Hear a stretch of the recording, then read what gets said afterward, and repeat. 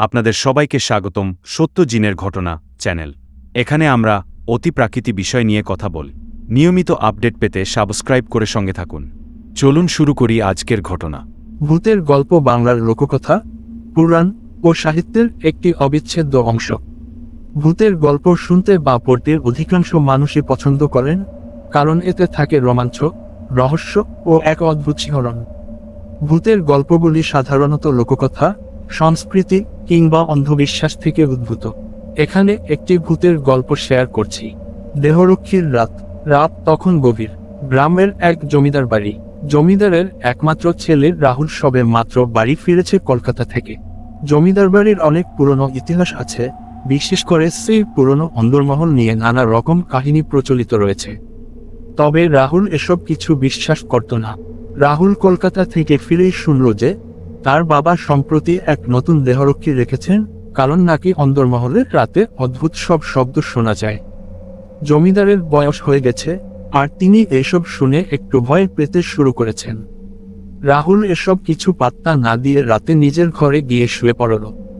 রাত 12টা বাজতে না বাজতেই হঠাৎ তার ঘরের দরজায় 3টে টোকা পড়ল।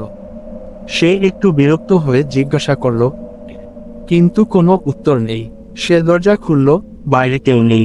দরজা বন্ধ করে আবার শুয়ে পড়ল, কিন্তু কিছুক্ষণ পর আবার সেই 3টে টোকা। এবার রাহুল বেশ ভয় পেতে লাগলো। সে আবার দরজা খুলল, কেউ নেই।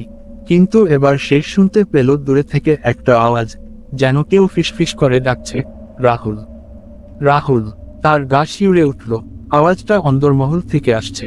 সাহস করে সে টর্চ নিয়ে অন্দরমহলের দিকে এগোলো। অন্দরমহলটি বহু পুরনো, প্রায় ভেঙে পড়ার মতো।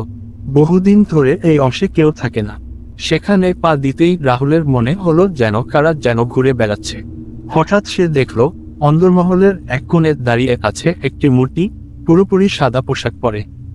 সে নড়ছে না, কথা বলছে না, শুধু দাঁড়িয়ে আছে। রাহুল ভয়ে পেয়ে পেছাতে শুরু করলো, কিন্তু হঠাৎ করেই মূর্তিটি ধীরে ধীরে তার দিকে এগোতে লাগলো। তার মুখ দেখা যাচ্ছে না, কিন্তু তার উপস্থিতিতে চারপাশের বাতাস ঠান্ডা হয়ে যাচ্ছে। রাহুল চিৎকার করে পালানোর চেষ্টা করলো, কিন্তু তার পা যেন মাটিতে আটকে গেল। ঠিক তখনই দেহরক্ষী এসে উপস্থিত হলো। তার হাতে লণ্ঠন, আর তিনি মন্ত্রপাঠ করতে লাগলেন।